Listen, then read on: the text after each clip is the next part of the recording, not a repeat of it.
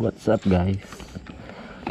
Ito pala yung aking top box na SEC 45 liters.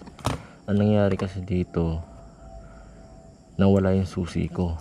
Dito, nawala yung susi itong box na to. Ngayon, wala mahanap na replacement yung original. Kaya ang ginawa ko na lang is bumili ako ng ganito, pang cabinet. Ito yung original, makikita nyo yung original lang. Ito yung original na lock.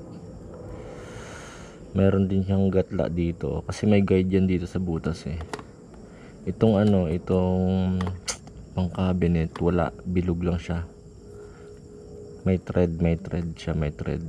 Yun yung niya, panlock, pero hindi kasi kasya yung panlock dito. Bale, ang ginawa ko na lang, pagpasok ko, nilagyan ko siya ng kalang o kaya yung cable tie. Nilagyan ko siya ng cable tie. Yun, kung makikita nyo, hindi nyo makikita pala kasi madilim.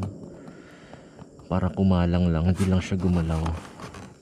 Pero pwede rin paglagay ay bago nyo ilagay, bago nyo isalpak, lagyan nyo muna ng epoxy para hindi talaga gumalaw din. Patutuyuin nyo nga lang.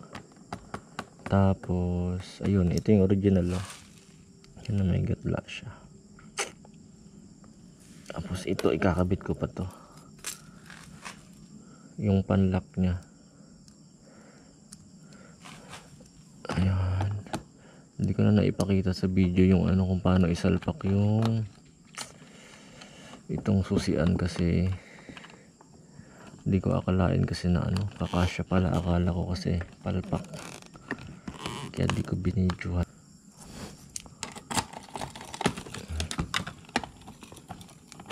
Nice, ayan, ganyan na, problem solved. Yun, thank you, yun lang.